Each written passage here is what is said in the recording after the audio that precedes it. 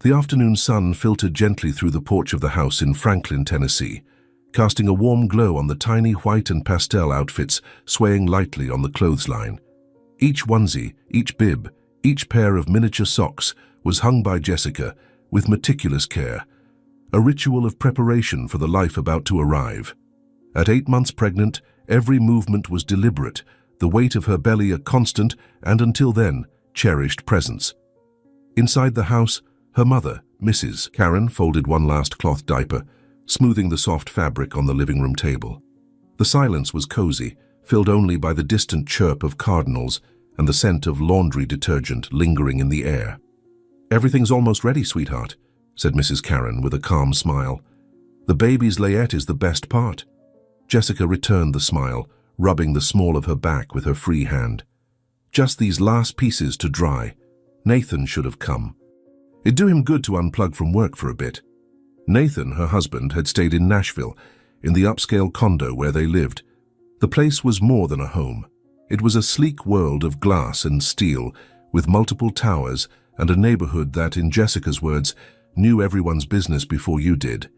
He'd claimed the need to work on a Saturday, insisting his architecture firm was just 5 minutes away, a convenience he couldn't waste on an urgent project.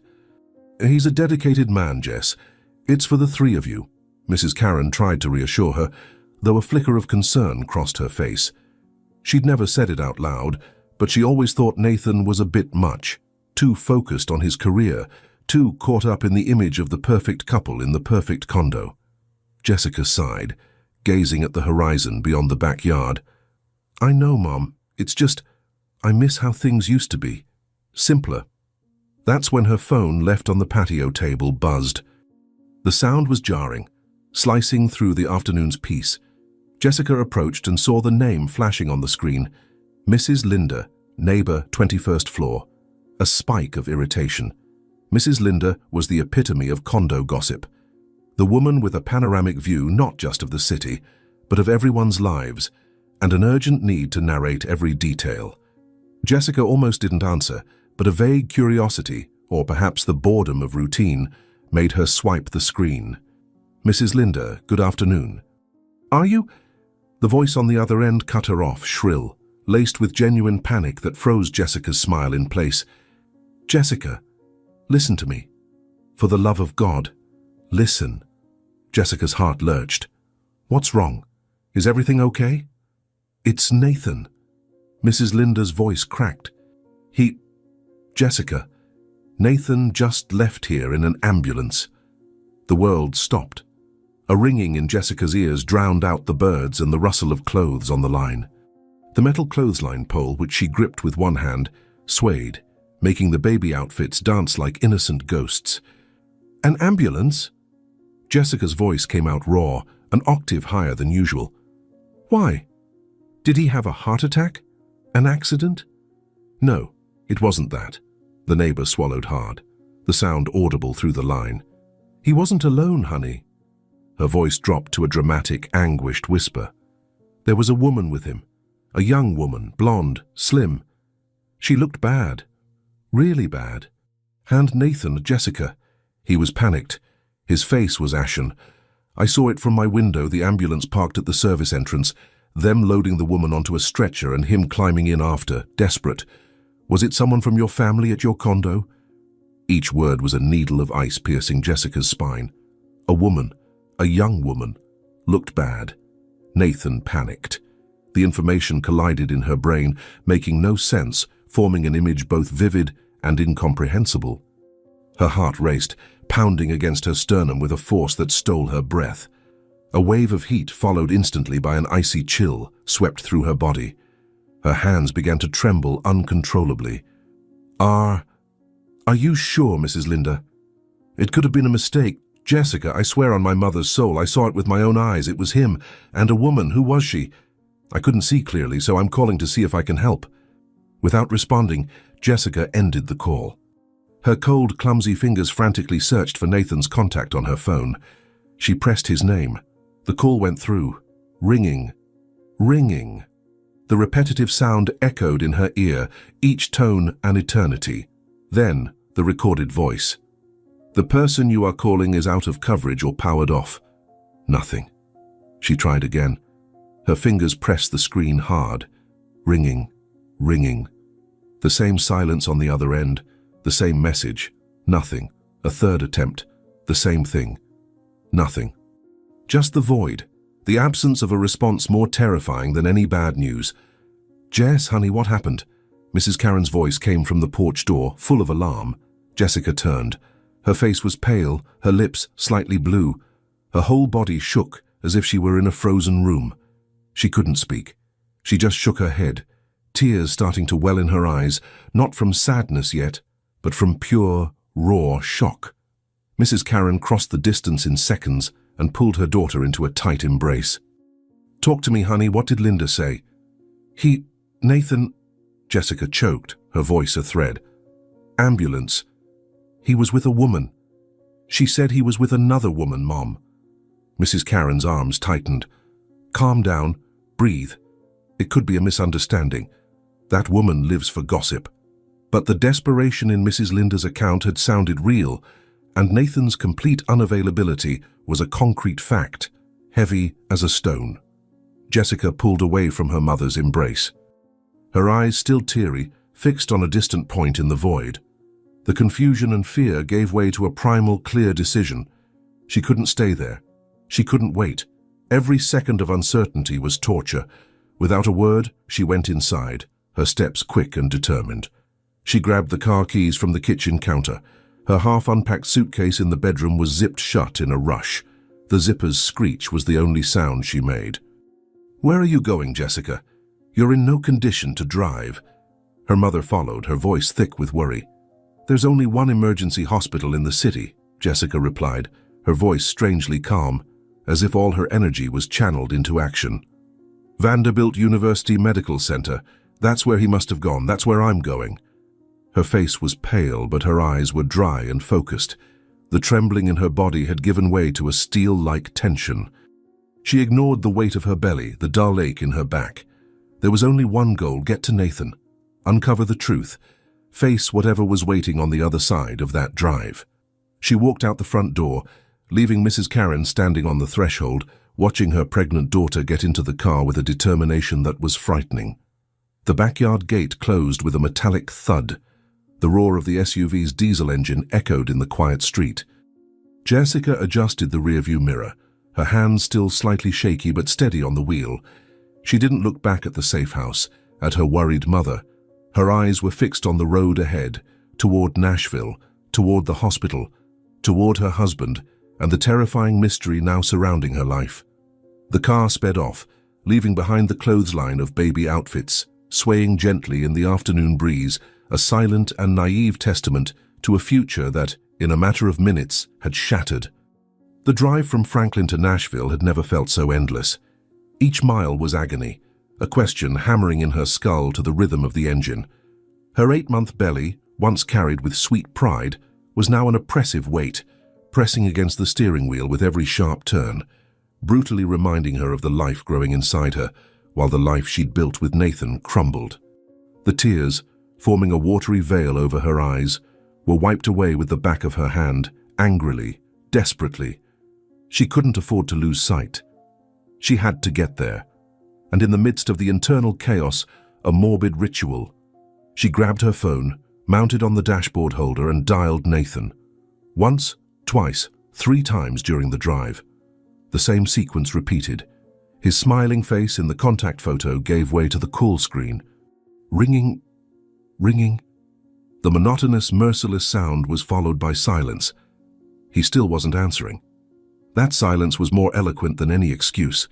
It was a black hole sucking in all her certainties. When the lights of Vanderbilt University Medical Center finally appeared in the distance, a new kind of cold gripped her, no longer the chill of shock, but the chill of imminent reality. She parked the car haphazardly in a handicapped spot, not caring. Her legs were wobbly as she got out, the baby pressing on her bladder, making her limp slightly. Her right hand instinctively went to her lower back, trying to ease the radiating ache. That's when she saw it. Parked in the emergency zone, a macabre confirmation of everything Mrs. Linda had said. The ambulance. White, red, silent now, but carrying the aura of the drama it had transported. Jessica's chest tightened, a physical sensation of a steel fist closing around her lungs. That vehicle was tangible proof. It wasn't a nightmare. It was real. The sliding glass door of the main entrance opened with a hiss. The smell of antiseptic and disinfectant hit her nostrils, a clinical odor promising order amid chaos, but to her smelling of panic. The reception area was a low hum of voices, the creak of a gurney being moved in the distance, the electronic beep of a monitor. She approached the counter, her sweaty, dust-streaked hands resting on the cold Formica surface. The woman behind the counter, in light blue scrubs with a weary expression etched into her face, typed something on the computer without looking up. Jessica swallowed hard, forcing her voice out. It sounded rough, broken. "I'm looking for my husband, Nathan. He came in by ambulance. I don't know the time, I'm not sure of anything. Can you help me?" The woman finally looked up. Her eyes scanned Jessica, head to toe, pausing for a fraction of a second on her prominent belly.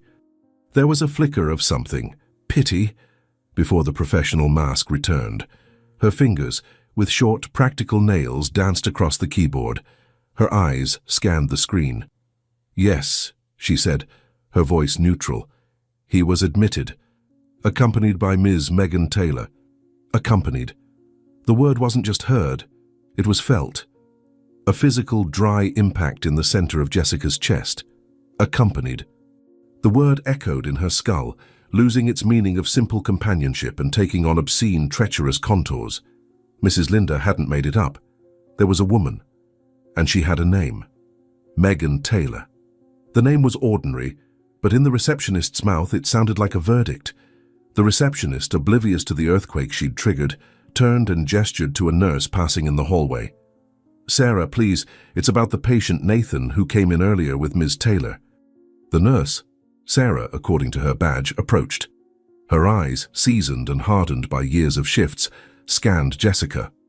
Recognition was instant, not personal, but of a type of situation.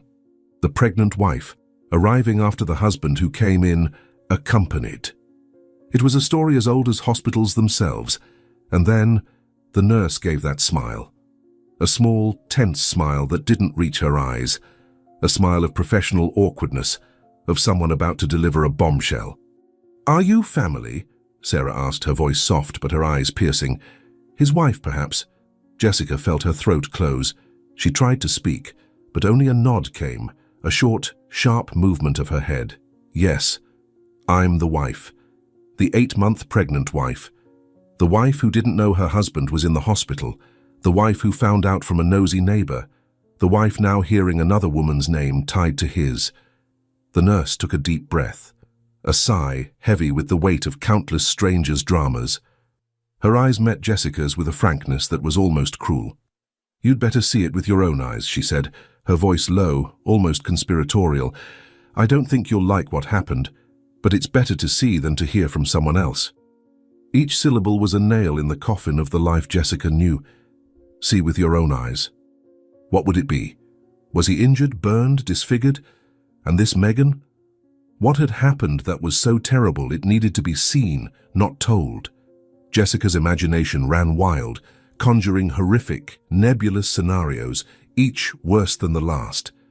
The nurse gestured for Jessica to follow. She turned and started walking down a side corridor, quieter than the reception area. The lights were dimmer here. The antiseptic smell was stronger. The sound of their footsteps and Jessica's echoed on the cold ceramic floor. Jessica followed, her body moving as if filled with sand. Her belly, once a familiar weight, now felt like a lead anchor dragging her down. Each step was an effort. The pain in her back intensified, a sharp stab with every movement. The nurse didn't look back but unconsciously slowed her pace, adapting to the pregnant woman's slow, heavy rhythm, carrying not just a child, but the crushing weight of a truth about to be revealed. She didn't know what she'd find at the end of that corridor. A desperate Nathan? A remorseful Nathan? An injured Nathan needing her? Or a Nathan who was a complete stranger, the center of a medical and personal scandal she couldn't even imagine? The nurse stopped at a door. Not a patient room, but an observation or reserved case wing. Her hand rested on the metal handle. Jessica's heart, already racing and erratic, seemed to stop for a second before resuming with brutal force, throbbing in her neck, her ears. It felt like a ball of iron, a dead, icy weight in her chest, infinitely heavier than her belly, heavier than her entire body. That heart, which once beat for love of Nathan, now braced for the impact of a sight that she knew instinctively would change everything forever. The nurse Sarah guided Jessica through one last stretch of corridor, quieter and gloomier than the others. The doors here were closed, some with lights off in the inspection windows. The air was still, heavy. Each of Jessica's steps echoed like a funeral drum in her own ears. Her heart, that lead weight in her chest, beat so hard she could almost see it moving the fabric of her dress. Her sweaty hand slipped on the cold wall, seeking support the world around her seemed to deny. The nurse stopped at door 312, a simple number, white on a brown plaque. Her professional, calm hand rested on the handle. She gave Jessica one last look, a mix of warning and pity that made the pregnant woman's stomach churn. "He's in here," Sarah said, her low voice breaking the oppressive silence. And then she opened the door. The room was small, lit by the cold glow of a fluorescent ceiling light. There was an empty hospital bed, the sheets pristine and taut, as if no one had ever lain on them. And sitting in a rigid plastic chair against the opposite wall was Nathan. He was alone. The woman, Megan, was nowhere in sight. He sat with his head bowed, his face completely hidden by his hands. His elbows rested on his knees, his posture one of total collapse. His shoulders, usually broad and confident, were slumped forward, as if carrying the weight of the world. Jessica froze at the threshold. All the blood seemed to drain from her face, leaving a cadaverous chill. Her muscles locked. The image she'd expected, Nathan injured, Nathan hooked to tubes, Nathan being consoled by a lover, didn't materialize. That solitude, that emptiness in the room where she expected to find the other woman, was a subtler, deeper violence. The absence of the woman hurt more than her presence ever could have. What had happened that took her away and left him in that state? She took 2 steps into the room. The movement broke the spell. The air seemed to flee her lungs, leaving her light, dizzy. The sound of the door closing behind her made Nathan jerk his head up. His eyes were red, swollen, with deep purple circles. His skin was pale, almost greenish. Seeing Jessica standing a few feet away, his eyes widened, and he leapt to his feet, the chair scraping the floor. "Jess? How did you know I was here?" His voice was rough, laced with shock and unmistakably fear. Not the fear of an injured man, but the fear of a man caught. Jessica stared at him. The tears she'd held back during the drive and the wait at reception now spilled over, silent and hot, streaming down her face and soaking the collar of her dress. She didn't wipe them away. She let them fall, mute witnesses to her pain. "That doesn't matter," she said, her voice a stolen whisper. "Who was the woman? What are you doing here, Nathan?" He ran a hand over his face, a nervous, evasive gesture she knew well. It was what he did when cornered, when he needed to buy time. "Jess, I can't talk yet." His voice was a thread, a pathetic attempt to delay the inevitable. The anger surged then, a sudden intense heat that replaced the initial cold. She stepped closer, her pregnant body moving with a difficulty that felt like a physical accusation against him. Her round, hard belly nearly touched him, a living barrier between them. "You can't talk?" Her voice exploded in the small room, echoing off the bare walls. "I drove here thinking you were dying, that you'd had an accident, a heart attack. I drove half pregnant in a panic. And you were in an ambulance with another woman, and you tell me you can't talk." Nathan shrank before her fury. His body, which always seemed strong and protective, seemed to shrink, collapsing into his wrinkled dress shirt. He looked away, fixing his eyes on the floor, unable to bear the weight of her gaze. "It's not what you're thinking," he tried, but the words sounded hollow, ridiculous. "Then tell me what it is," she shouted, her hands trembling at her sides. "Who is Megan Taylor, Nathan? Who is she?" He shook his head, still staring at the floor. "Please, Jess, it's better if you go home. This isn't good for you or the baby. When I get out of here, I'll go home and explain." His voice was a plea, the final tactic of a man with no defenses left. Explain at home. The phrase sounded grotesque. What could he explain about being in a hospital with another woman? What excuse could exist for that? The strength holding Jessica up began to drain. Her legs threatened to give way. The world spun slightly. She took a step back, two, until the backs of her thighs hit the edge of another plastic chair, identical to the one he'd been sitting in. She didn't sit. She just leaned on that rigid structure, her hands gripping the edges so tightly her knuckles turned white. The synthetic leather was cold and rough under her fingers, a tiny anchor in a sea of turmoil. She stood there, pregnant with his child, facing the man she loved, who'd sworn fidelity and he couldn't even meet her eyes. The pain was a living animal, gnawing at her insides. The room smelled of hospital cleanliness and despair. And then, at the peak of that loaded silence, full of everything unsaid, the door opened again. A man entered. He wore a pristine white coat over a suit, Dr. Thompson, according to his badge. His face was serious, professional, but his eyes carried the shadow of a difficult conversation. In his right hand, he held a large manila envelope, sealed, ordinary, but in that context, it seemed the most sinister object in the world. The doctor, Dr. Thompson, entered with a quick step, his eyes fixed on a clipboard, already speaking before noticing there was someone else in the room besides Nathan. Nathan, the removal surgery was a success. The patient is stable, no complications. We'll keep her under observation for... He finally looked up and saw Jessica. His words died in the air. The doctor's professional face became carefully neutral, but a slight discomfort crossed his eyes. He recognized the situation with the speed of someone used to family dramas. Jessica heard nothing after the first word. A high-pitched ringing took over her ears. She clutched her chest with her free hand, as if she could contain the heart threatening to burst from her throat. "Surgery?" Her voice tore through the air, a raw, incredulous scream. "What surgery?" Dr. Thompson hesitated. His gaze flicked from Jessica, pale and trembling, to Nathan, who seemed to have aged 10 years in 10 seconds. The dynamic in the room was palpable, charged with a tension far beyond a simple medical emergency. May I speak?" the doctor asked, addressing Nathan directly, deferring to him the authority over that ticking time bomb. Nathan didn't answer with words. He put both hands on his head, fingers digging into his hair, and started pacing in the small space between the empty bed and the wall. His steps were short, erratic, the movement of a caged animal. "My God," he groaned, his voice muffled by his hands. "It's over, everything's over." The unspoken confession, screamed through his despair, was clearer than any explanation. Jessica felt the floor shift beneath her feet. The nurse hadn't warned her for no reason. There was something to be seen. Something horrific. Dr. Thompson, taking Nathan's silence and agony as consent, made a professional decision. The truth, however bad, was always cleaner than speculation.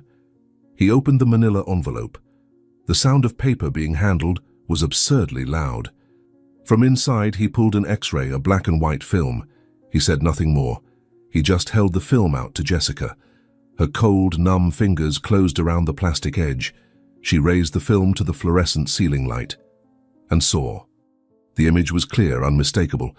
The outline of a female pelvis, and lodged deep within an object completely inappropriate, utterly out of place, something that should never be there. Its shape was strange, displaced, a blot of absurdity in the clinical context. It wasn't an accidental foreign body. It was silent, shocking evidence of an act of recklessness so profound that Jessica's mind struggled to process it. The doctor, maintaining a clinical tone that sounded surreal in the face of that revelation, explained in a flat, almost robotic voice. According to their account, they were playing with this, he said, the word playing sounding grotesque and childish in context. The object went in and wouldn't come out. Emergency surgery was required to remove it. There was no permanent damage, but the situation was high risk. The silence that followed wasn't just the absence of sound. It was an abyss opening in the center of the room, swallowing all sounds, all colors, all the certainties Jessica had ever held. She slowly lowered the X-ray. her eyes disbelieving what they'd seen, but knowing, with a cutting clarity, that it was real. She turned to Nathan. He'd stopped pacing and was now staring at her, his face a map of shame and terror. Tears streamed freely down his cheeks. Jessica's gaze was no longer one of anger. It was something worse, a profound, devastating realization. It was the look of someone seeing for the first time the true face of the person they love. And that face was monstrous. "You," her voice came out as a broken whisper, "did this? With her? While I was at my mom's washing our baby's clothes? You were doing this?"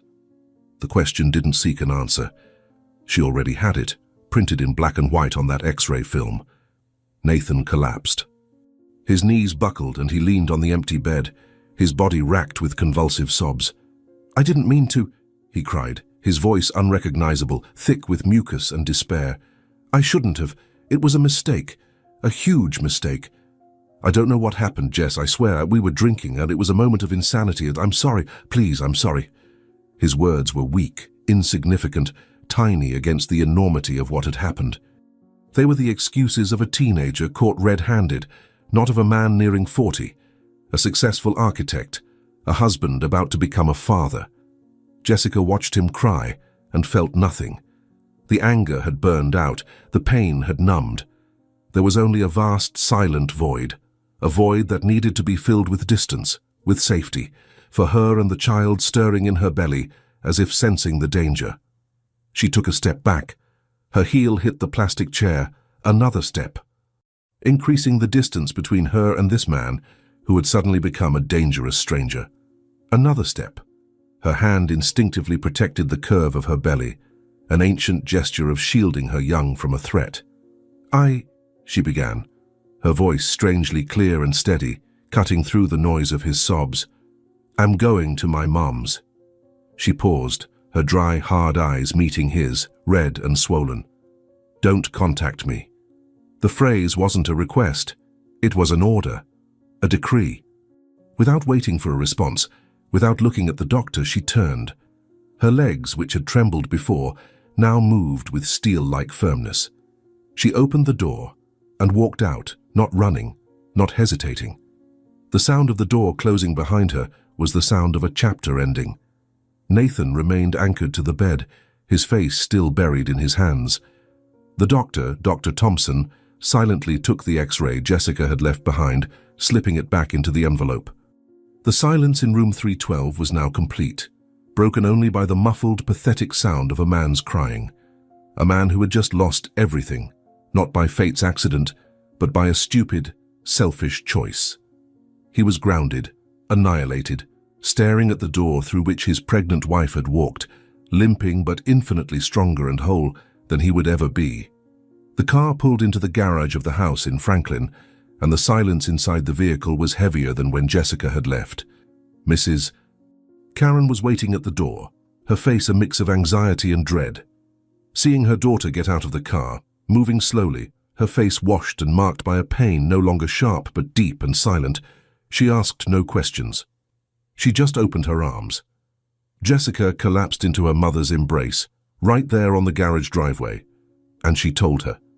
The words came in a steady monochromatic stream, without hysteria, without tears. Those had dried during the drive back. She told of the ambulance, the receptionist, the nurse, Nathan alone in the room, the doctor and the manila envelope.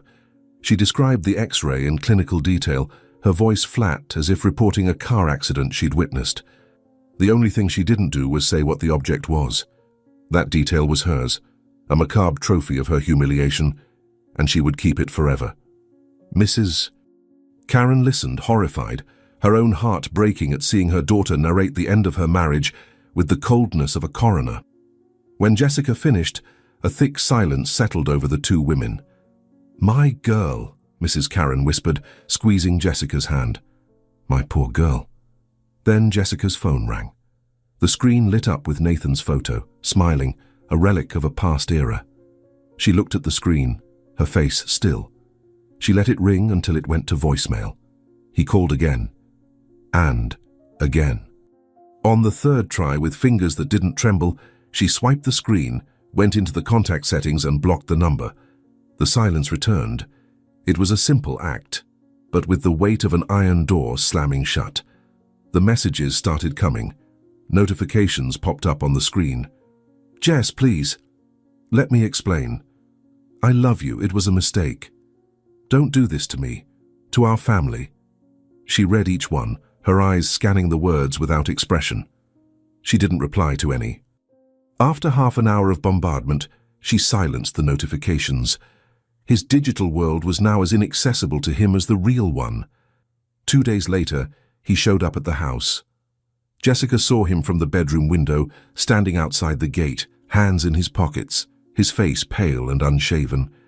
He looked like a man on the edge of collapse. Mrs. Karen went to meet him. Jessica didn't hear the conversation, but she saw her mother shake her head firmly, arms crossed. She saw Nathan gesture, plead. He tried to look up at the bedroom window, but Jessica stepped back, her heart pounding, not with love or longing, but with deep revulsion.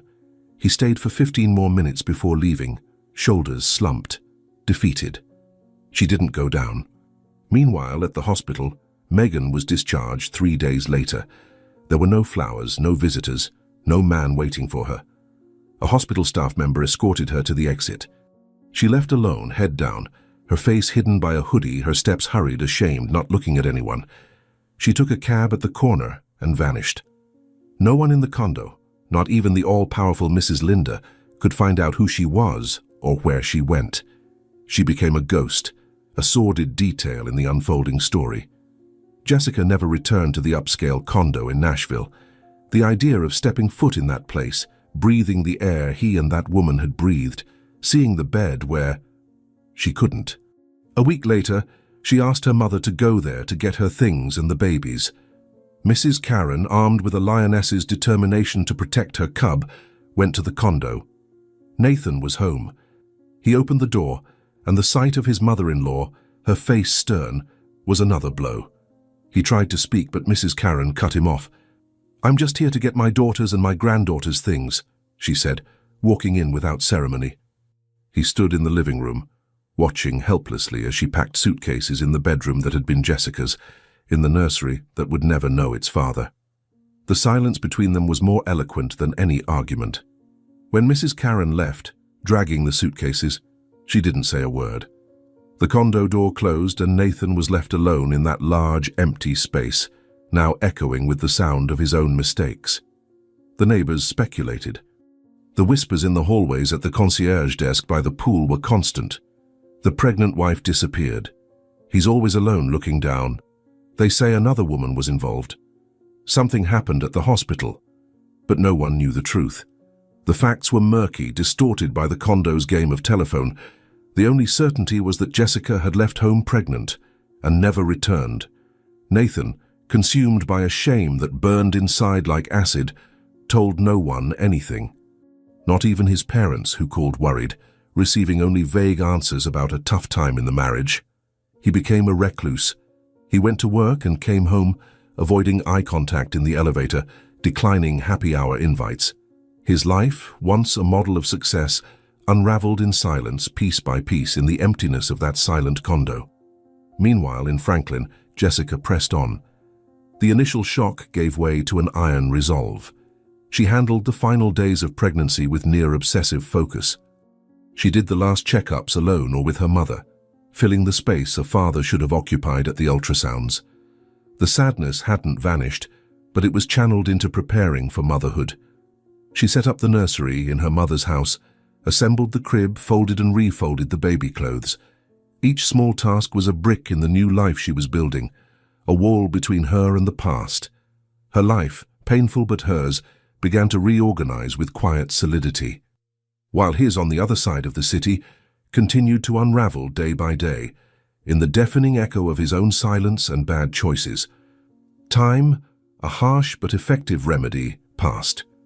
The final days of pregnancy dragged with heavy discomfort, but Jessica endured each pain with silent serenity. She no longer carried just a child, she carried her own resilience. And then, the day came. The contractions started in the early hours, waves of pressure pulling her from sleep. Mrs. Karen, alert as a sentinel, was by her side in seconds. There was no panic, just calm, determined movement. In the car on the way to the hospital, Jessica breathed deeply, her face turned to the dark window. There was no room to think of Nathan. There was only the physical present, the work to be done.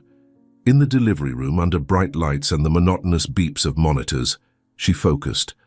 Her mother's hand was her anchor. When the pain peaked, she didn't cry out for an absent husband.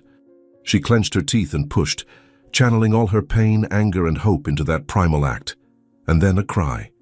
Sharp, vigorous, full of pure indignation at the cold, new world. The baby was born strong, healthy, and beautiful. A girl. When they placed her in Jessica's arms, a tiny bundle of warmth and life, Jessica cried, but they weren't tears of the pain that had brought her there. They were tears of a love so vast and overwhelming that, for a moment, it washed away all memory of the betrayal, the X-ray, the shame. She looked at her daughter, at the dark eyes blinking, trying to focus, and felt, with a certainty from her core, there, in that hospital bed, a new world began.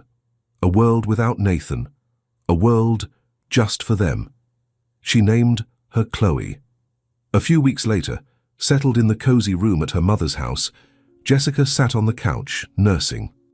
The afternoon light streamed in softly, illuminating the baby's serene face.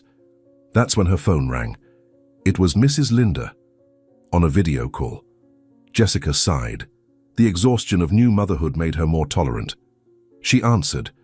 The neighbor appeared on the screen, her face filling the frame, her eyes gleaming with the unquenchable flame of curiosity. "Honey, you look more beautiful than ever since becoming a mom. Glowing. I've missed seeing you around here." Jessica offered a small smile. "Thanks, Mrs. Linda." The woman couldn't hold back. She leaned closer to the camera, lowering her voice to a confidential tone. "And Nathan? He's moping around, always alone, looking down, asking the neighbors for advice, but no one knows the real reason for the split. He never told." She paused dramatically. "Want to vent to me?" Jessica looked at the screen, at the eyes hungry for a scoop. And then, something inside her settled completely. The anger was gone. The need to explain, to justify, had evaporated. There was only a deep peace, hard-won. She simply replied with a serenity that sounded like a closed door. "Mrs. Linda, some things don't need to be said. My daughter and I are fine. That's what matters." The neighbor seemed slightly disappointed, but then a genuine smile mixed with affection and respect crossed her face. She nodded, almost in admiration. "And you are. He lost, you know? Lost big time." The call ended. Silence returned to the room, broken only by the soft sound of Chloe's breathing. Jessica looked at the crib where her daughter now slept, tiny fists clenched near her face, in total peace. And finally, she realized, her life hadn't ended in that hospital room when the doctor walked in with the envelope. It had begun again. All the pain had been the necessary prelude to a stronger, cleaner, truer rebirth. Nathan kept trying. Messages from unknown numbers, flowers that went straight to the trash, handwritten letters she read once and then tore up. The pleas for forgiveness were echoes of a distant world. But Jessica never went back. She didn't need revenge or public humiliation. Her victory was silent, intimate. She closed the cycle of that marriage with the final key of forgiveness, not for him, but for herself. She forgave herself for believing, for building on sand. She became a mother, not as an abandoned woman, but as a whole one. And she moved forward at peace, light, finally free of the weight of what in the end she never deserved. And there you have it. What did you think? On a scale of 0 to 10, what score would you give it? Leave your comments telling me the part that impacted you most in the story, drop a like to help me out, and subscribe to follow our next narratives. Thank you so much for joining me, and see you in the next video.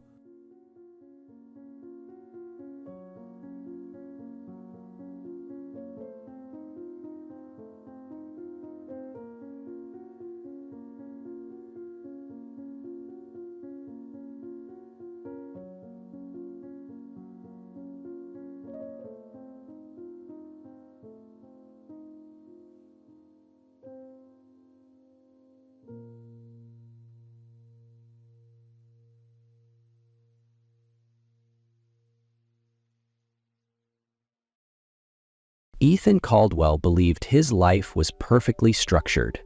As the CEO of Caldwell Innovations, a leading medical technology corporation, he devoted nearly every waking moment to his work.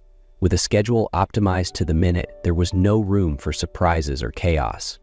This morning, Ethan strode briskly through LAX's VIP terminal, answering emails while instructing his assistant on the upcoming meetings in New York. Private jets were his usual mode of travel, but a mechanical issue had forced him onto a commercial flight. First class, of course. Reschedule all morning meetings if necessary. I want the Zurich contract signed before noon tomorrow, he commanded, his voice sharp, his expression unreadable. To Ethan, success was defined by control over his time, his business, and the relationships around him. That was why, 3 years ago, when Sophia had mentioned wanting children, he had shut the idea down immediately. Children were unpredictable, a liability he couldn't afford. Today was no different, just another flight, another day. No surprises. He had no idea that, in just a few minutes, his entire world was about to be turned upside down. Ethan boarded the plane with his usual composure, confident, detached, entirely focused. When the flight attendant greeted him with a practiced smile, he offered only a curt nod before heading toward his seat. But the moment he stepped into the first-class cabin, his world tilted on its axis. In seat 3A, Sophia Bennett sat with 2 young boys beside her. She looked just as striking as he remembered. Soft brown hair framing her face, sharp yet serene eyes. But it wasn't her presence that sent a shock through his system. It was the children. 2 little boys with dark brown hair and stormy gray-blue eyes. His eyes. Ethan froze mid-step, breath catching in his throat. One of them looked up and spoke in a clear, innocent voice. "Mama, can I have my tablet now?" "Mama." The word hit Ethan like a thunderclap, reverberating through his chest. His fingers curled into fists, his heartbeat pounded against his ribs. He felt as if the air had been knocked out of his lungs. Sophia gently handed the child his tablet while the other twin leaned against her shoulder, clutching a well-worn stuffed elephant. They looked around 3 years old. His brain clicked into calculation mode. 3 years ago. The divorce, the timeline, the possibility. No, the certainty. It felt like a punch to the gut. Then, as if sensing his presence, Sophia looked up. Their eyes met, and for a split second, he saw raw panic flash across her face before she quickly looked away, pulling both boys closer. Ethan remained frozen, his mind unraveling in ways it never had before. He had built his empire on control, controlling risks, variables, and outcomes. But this was chaos. Finally, moving on autopilot, he took his seat, directly behind them. For the next 7 hours, Ethan didn't check his emails. He barely noticed the flight at all. All he could hear was the sound of laughter, quiet whispers, and the undeniable truth that shattered every carefully constructed plan he'd ever made. He had children. At exactly 10 a.m., Sophia Bennett stood in the sleek marble lobby of Caldwell Innovations, her heart pounding against her ribs. The security guard scanned her ID, his brows raising slightly as he read her name, Bennett. "Ms. Bennett, Mr. Caldwell is expecting you," he said, handing her a visitor's badge. Sophia clenched her fingers around the strap of her purse as she stepped into the elevator. She had spent the entire night preparing for this conversation. Ethan now knew about Noah and Liam, something she had worked tirelessly to keep from him for 3 years. Once, this building had been part of her life, back when she had been Mrs. Caldwell. Now, it was simply a monument to a world she no longer belonged to. When she entered Ethan's office, he stood by the floor-to-ceiling window, his back to her. The space looked exactly as she remembered. Minimalist, powerful, every detail curated to perfection. He turned as the door shut behind her. For a long moment, neither of them spoke. "Sit down, Sophia." His voice was controlled, but she could hear the strain beneath the surface. She sat, spine straight, bracing herself. "Were you ever going to tell me?" Ethan's voice was rough, anger barely restrained. Sophia inhaled deeply. "I don't know," she admitted. "At first I planned to, but then I saw you on TV. announcing another corporate expansion. You looked so proud. You said it was possible because you had no distractions, no responsibilities. I was 8 weeks pregnant that night. Silence stretched between them. You made that decision for me, Ethan said, his voice dark with unspoken fury. You had no right. Sophia leaned forward, her tone sharp. And you made that decision for me first, Ethan. You told me children were an anchor, a burden. I simply gave you exactly what you wanted. Ethan's jaw tightened, memories crashing down on him like a tidal wave. He had thought he controlled everything. But for the first time in his life, he realized there were things he had lost before he even knew they existed. 6 days later, Ethan stood in the small park near Sophia's home, gripping a paper bag containing 2 plush dinosaurs. He couldn't remember the last time he had felt nervous. Negotiating billion-dollar deals? No problem. Facing down the board of directors? Routine. But meeting his children for the first time? That was unfamiliar territory. He had arrived 45 minutes early, spending the time watching other children play, trying to picture what was about to happen. At exactly 9:55, he spotted Sophia entering the park, holding the hands of 2 small boys, Noah and Liam. They wore matching red jackets, but Ethan could already tell them apart. Noah, brimming with curiosity, skipped ahead eagerly, while Liam clung closer to their mother, his gaze more cautious. Sophia crouched down, whispering something to them. Noah turned to look at Ethan, his storm gray eyes wide. "Mama, is this the special person you told us about?" Liam studied Ethan for a long moment before nodding quietly. Ethan knelt to their level. "Hi, Noah. Hi, Liam." Noah tilted his head, considering. "Who are you?" Sophia answered gently. "Boys, this is Ethan. He's your father." Liam gripped his mother's hand tighter, while Noah blinked up at him thoughtfully. "Like Daniel's daddy at school?" Ethan cleared his throat, feeling uncharacteristically unsteady. "Yes, like that." A brief silence stretched between them. Then Noah suddenly asked, "Do you like dinosaurs?" Ethan reached into the paper bag and pulled out 2 plush Brachiosaurus toys, one with a blue ribbon, the other with a green one. "I do, and I heard you like Brachiosaurus." Liam's eyes widened. "Brachiosaurus is the tallest dinosaur." Noah giggled. "Liam knows everything about dinosaurs." Sophia smiled slightly, watching the tension in Ethan begin to ease. "How about we play a little?" she suggested. Noah didn't need to be told twice. He dashed off toward the playground. Liam hesitated, but when his brother waved at him, he slowly followed. Ethan remained standing there, watching his children for the first time, one bursting with energy, the other reserved but observant. And for the first time in years, he wondered, how much had he already missed? 6 weeks later, Ethan was in the middle of a board meeting when his phone buzzed. He glanced at the screen. Sophia. He nearly ignored it, but then a message appeared. "Noah fell at school. We're at the ER. Call me now." Everything in Ethan's mind went blank. He shot to his feet, ignoring the startled expressions of the board members. "This meeting is adjourned. I have an emergency."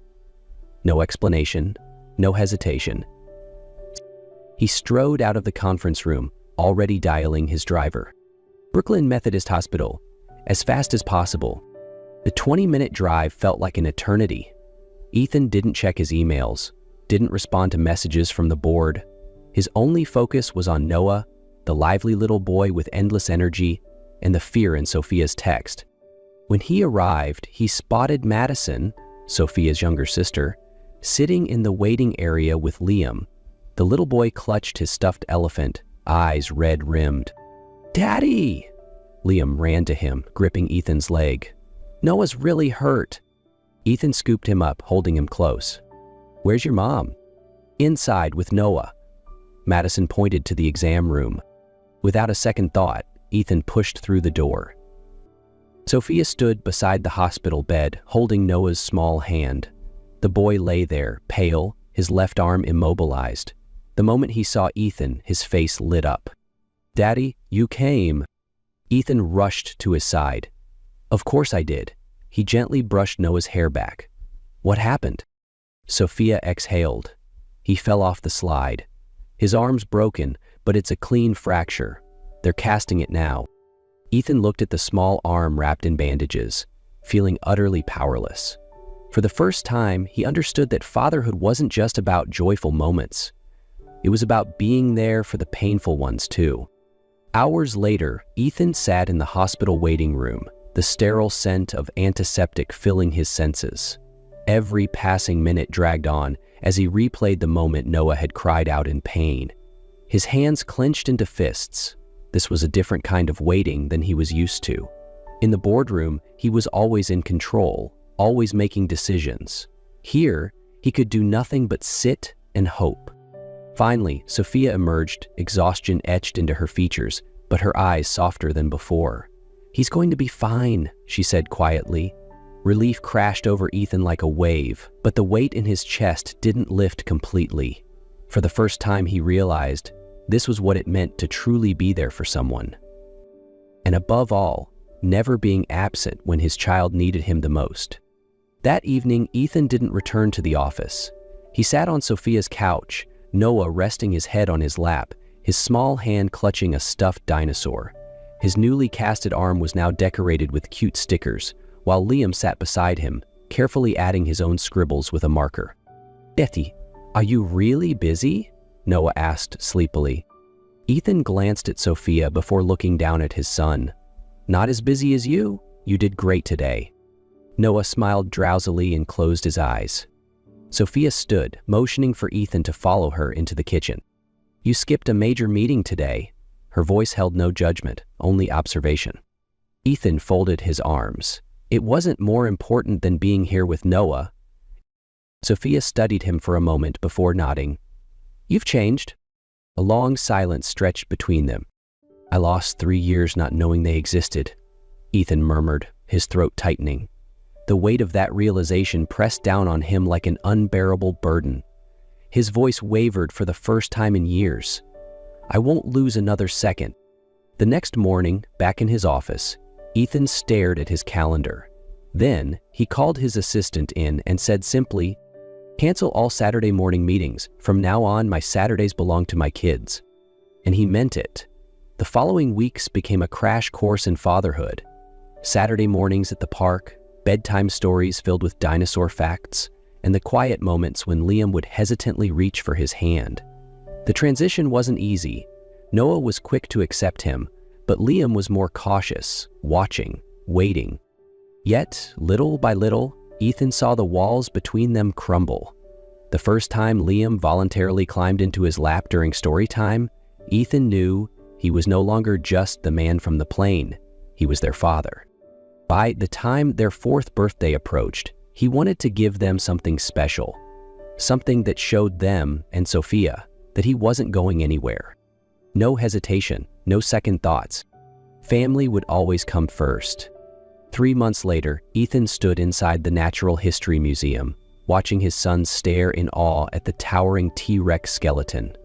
Today was Noah and Liam's 4th birthday, and he had spent weeks planning the perfect celebration. "Daddy, is this real?" Liam asked, eyes wide. Ethan crouched down, smiling. 100% real. And I invited a real paleontologist to tell you all about it." Noah cheered while Liam gripped Ethan's hand, a small gesture that tightened something deep in his chest. At the party, the boys unwrapped their presents and pulled out 2 carefully drawn pictures.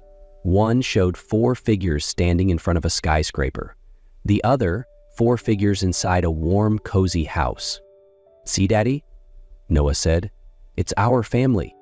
Ethan looked at Sophia, and in that moment, he understood what family truly meant. After the party, he led Sophia and the twins to a new house he had bought near their school. "I want to be close to them, close to you." Sophia was silent for a long moment before she whispered, "Let's take this one step at a time." Ethan nodded. He knew this wasn't just a choice. It was a promise, a father's promise. That night, freshly bathed and dressed in pajamas, Noah and Liam climbed into bed, each clutching their plush dinosaurs. Ethan sat between them, holding the book they had chosen. "Daddy, Will you read to us every night? Liam asked softly. Ethan glanced at Sophia, who stood by the doorway, watching them. Then he turned back to his sons and smiled. Every night, if you want me to. Noah cheered, while Liam simply nodded, his eyes glowing with quiet hope. Sophia stepped forward, pulling the blankets up around the boys. She paused, looking at Ethan. We're doing this right, she murmured. Ethan reached for her hand, gentle but firm. I'm not going anywhere. She didn't answer right away, but when Noah turned to ask, Daddy, are you staying forever? She met Ethan's gaze, and together they answered. Yes, forever. And there, in a cozy Brooklyn home beneath the warmth of a soft bedroom light, a family was rebuilt. Not as they once were, but as they were always meant to be. 3 months later, on a crisp autumn afternoon, Ethan knelt in the living room, watching as his 2 sons whispered conspiratorially.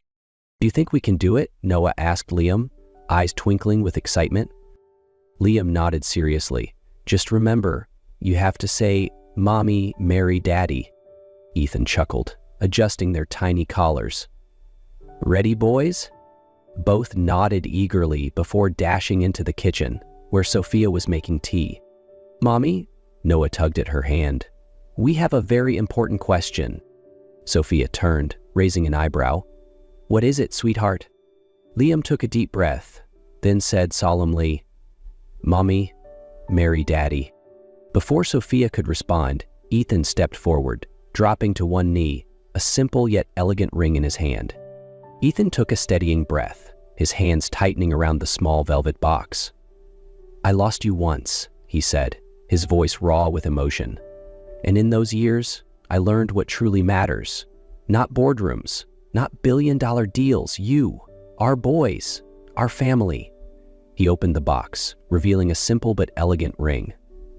Sophia, will you give me the chance to do this right? To love you the way you deserve? Will you marry me? Again? Sophia looked at him, then at their 2 sons, her eyes shimmering with happy tears. Yes, the boys shrieked in excitement, jumping up and down as Ethan slipped the ring onto Sophia's finger. Noah tugged at his sleeve, eyes wide with curiosity. So does this mean we get to have a wedding? Sophia laughed, wiping away a tear. Yes, sweetheart, but something small, just family. And so, over the next few weeks, preparations began. Not for a grand, extravagant affair, but for something that felt right. A quiet ceremony in their backyard, surrounded by the people who truly mattered. Every night as they planned, Ethan found himself marveling at how different this was from their first wedding. This time, there were no cold, corporate guest lists, no pressure to impress, just them, their sons, and the promise of a fresh start. The boys cheered, throwing their arms around their parents. Ethan smiled, pulling Sophia into his arms. This time, he knew for certain it was forever. 2 months later, on a gentle spring afternoon, Ethan and Sophia stood in the small garden behind their home, hand in hand, surrounded by the people who mattered most. No extravagant wedding, no hundreds of guests, just family, close friends, and the 2 most important participants, Noah as the ring bearer, Liam as the flower keeper. As Sophia stepped outside in a simple white dress, Noah tugged at his father's hand. Daddy, Mommy looks so pretty. Ethan smiled, eyes locked on her. I know. The ceremony was intimate, filled with warmth and love. When the officiant asked, Ethan, do you promise to love and cherish Sophia this time and forever? Ethan held her hand tighter, his voice steady. I do, forever. When Sophia whispered, I do, Liam giggled. Now kiss. Laughter filled the air as Ethan pulled Sophia into a soft kiss, surrounded by applause and cheers from their family. Noah and Liam ran forward, wrapping their little arms around their parents. This time they weren't just a couple. They were a family. And this was the beginning of their happily ever after.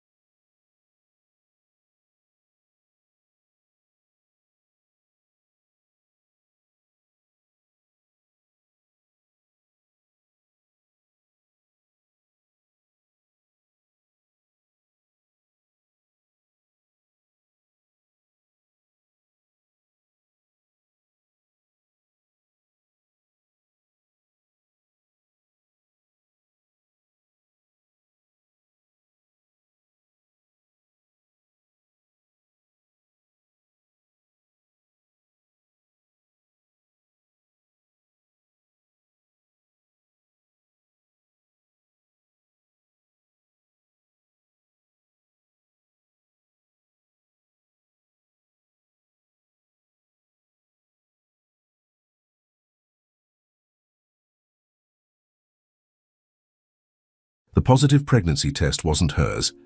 That was the first and only certainty that pierced through Emily Carter's mind as the air escaped her lungs.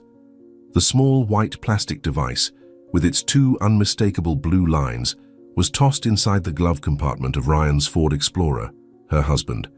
She'd only opened the door to grab a shopping bag she'd forgotten on the passenger seat. A mundane motion, an ordinary day that shattered in an instant. If anyone ever doubted her strength, sign up. Because sometimes the courage of a woman alone is what the world needs to see most. Emily remained frozen, her hand still on the door handle, in the quiet garage of the upscale apartment building where they lived, in the Highland neighborhood of Denver. The scent of new leather from the vehicle, which once brought her a sense of comfort and status, now felt suffocating. She took her birth control pill religiously, every day, at the same time, for years.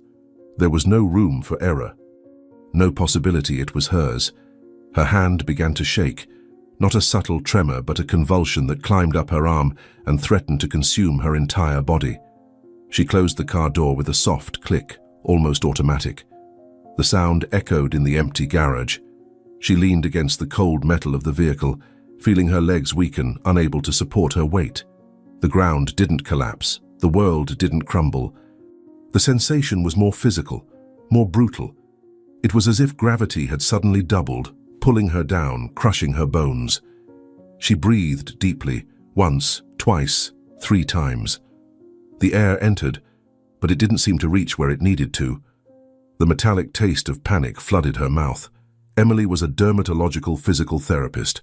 She understood the human body, its reactions, its limits. She knew she was going into shock. She needed to move. She needed to get out of there. With an effort that seemed monumental, she straightened up. She grabbed the shopping bag that had been the cause of it all. Inside, the ingredients for the special dinner she planned to make for Ryan. A cruel irony. She walked toward the elevator, her steps strangely heavy on the polished concrete. Each step was a conscious decision. Left leg, right leg. Don't think, just move. Inside the apartment, the silence was oppressive. The spacious area, decorated with the elegant minimalism they both appreciated, now seemed like an empty stage. She placed the bag on the marble kitchen counter. Her hands still trembled, and she let a glass jar fall. The sound of the glass shattering on the floor was sharp, violent. Emily didn't move to clean it up. She just stared at the shards, scattered like the image of her life in that moment. She sat on the living room sofa, her phone in hand. The urge to call Ryan, to scream, to demand an explanation, was overwhelming. But another part of her, a colder and more calculating side she barely knew, held her back. What would he say? He'd lie, obviously. Say it was from a co-worker, that he'd given someone a ride, that he'd found it in the parking lot. He was a sales manager at a luxury car dealership. He was a salesman. His life was building plausible narratives to convince people. He was good at it. Too good. Emily thought about her own life. At 33, she had a solid career, a reputable aesthetics clinic where she was a partner, a reputation to uphold. She was seen as a successful woman, balanced, who had everything under control. Married for 7 years to Ryan, they formed the couple everyone admired. Attractive, accomplished, regulars at the best restaurants in the city. Her family, traditional and lively, adored Ryan. He was the perfect son-in-law, always smiling at the Sunday barbecues, always with a funny story to tell. The image of him, smiling at her father at the last family gathering, flashed in her mind. The ease with which he charmed everyone, the confidence he exuded. Was it all a facade? How many other things were hidden behind that smile? The tremor in her hands subsided, replaced by a coldness that spread through her veins. She wouldn't call. She wouldn't scream. She wouldn't give him the chance to manipulate the situation, to turn her into the jealous, out-of-control wife. She stood up, went to the bathroom, and splashed her face with cold water. She looked at her reflection in the mirror. Her eyes were sunken, her skin pale, but there was something else there, a hardness she didn't recognize. When Ryan arrived 2 hours later, she was in the kitchen, finishing preparing dinner. The glass shards had been cleaned up. The counter was spotless. "Hey, babe," he said, coming in and setting his leather briefcase on a chair. He came up behind her and hugged her, kissing her neck. "Smells amazing." Emily didn't move. Her body stiffened under his touch. She smelled his cologne, a mix of the woody one he always wore with something else, a floral trace, sweet that wasn't hers. "Tired?" she asked, her voice coming out surprisingly calm. "Exhausted. The day was crazy. We closed the sale on that Porsche Panamera, remember I told you? The client was a tough nut to crack." He spoke with his usual excitement, his eyes shining. Emily just nodded, turning to face him. She observed him as if for the first time. His perfectly styled hair, his well-trimmed beard, his designer shirt wrinkled just enough to look casually elegant. He was a handsome man, charming, a predator. "That's great, honey. I'm happy for you," she said, and even managed to force a small smile. During dinner, she listened to him talk about targets, commissions, and the business trip he'd take the following week. She ate in silence, each bite an effort. The food had no taste. The wine, an expensive Cabernet he loved, went down bitter. She felt his gaze on her from time to time, a bit inquisitive. "Everything okay, Emily?" "You're quiet today. Just a little tired." "Busy day at the clinic too," she lied, and the lie came out with an ease that scared her. He seemed to accept the answer. He kept talking, and Emily just nodded, her mind miles away. She thought about the pregnancy test, the 2 blue lines, the unknown woman carrying her husband's child. Nausea rose in her throat, and she had to grip the utensils tightly not to get up and vomit right there at the dinner table. That night, in bed, he reached for her. His hands roamed her body with a familiarity that now felt like a violation. Emily turned away, claiming a headache. "Again, Emily? That's the 3rd time this week." There was irritation in his voice, impatience. She felt a wave of anger so intense that for a second she thought she'd explode, but the coldness overtook her again. "Sorry. The migraine is killing me. I'll take some medicine." She got up and went to the bathroom, locking the door. She braced both hands on the sink, her body trembling again. She looked at the medicine cabinet. There was her pill pack, with the days of the week marked, all the pills taken correctly. Silent proof of her fidelity, her care, proof of his betrayal. She didn't go back to bed right away. She sat on the cold bathroom floor for nearly an hour, her thoughts spinning in circles. Discovering the pregnancy test wasn't the end. It was just the beginning. She didn't know what she'd do, but she knew what she wouldn't. She wouldn't be the victim. She wouldn't cry. She wouldn't beg. She'd go back to that bed, lie next to the man who'd destroyed her trust, and pretend nothing happened. And wait, because the truth, she now understood, wasn't something you asked for. It was something you hunted. The next morning arrived with an almost insulting normalcy. The Denver sun, often bright and unrelenting, poured a clear, crisp light through the apartment, illuminating the dust particles dancing in the air. Emily woke before Ryan, an old habit that now served as a small trench. His side of the bed was untouched, since she'd gotten up the night before to take refuge in the bathroom. She hadn't returned.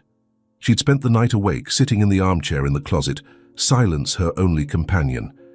Exhaustion weighed on her muscles, but her mind was sharp, alert, like a cornered animal. She moved through the house with the precision of an automaton. She brewed the coffee, the strong aroma filling the kitchen. She dressed for work, slacks and a silk blouse, armor for the day ahead. Each action was deliberate, a way to maintain control over the chaos that had settled inside her. When Ryan finally appeared in the kitchen, already dressed for work, his smile was the usual one, easy and carefree. He grabbed a mug of coffee, his eyes skimming the digital newspaper on his tablet. "Morning, love. Sleep well?" he asked, not really expecting an answer, his attention already on the stock quotes. "Yes." The lie came out dry, a shard of glass in her throat. He didn't notice, or chose not to. His indifference was a knife twisting slowly. He finished his coffee, gave her a quick peck on the cheek, a cold, perfunctory touch, and grabbed his briefcase. "See you tonight. I have happy hour with the team. Might be a bit late." Emily just nodded, watching him leave. The door closed, and the click of the lock was like the start of a timer. She was alone. The silence that followed brought no peace, just the amplification of her thoughts. The pregnancy test, the unknown woman, the child that wasn't hers. The words swirled in her head, a poisonous litany. She needed air, needed to get out, to dive into work and try for a few hours to be just Dr. Emily Carter, the competent professional who solved other people's problems. The day at the clinic was a blur of procedures, consultations, and forced smiles. She operated on autopilot, her hands executing with precision the treatments her mind barely registered. Her patients, accustomed to her attention and warm demeanor, didn't seem to notice the distance in her gaze. To them, Emily was still the safe harbor she always had been. No one could see the storm brewing behind that facade of calm and professionalism. She returned home in the late afternoon, exhausted in a way that went far beyond physical fatigue. It was a soul-deep weariness. The apartment was silent, just as she'd left it. Ryan hadn't arrived yet. She kicked off her shoes, feeling the immediate relief, and walked barefoot across the hardwood floor. She was heading to the bedroom to change when she heard his voice. He was in the home office, the door slightly ajar. The voice was low, almost a murmur, but the acoustics of the long empty hallway carried the sound to her. Emily stopped, her body instantly tense. He was on the phone.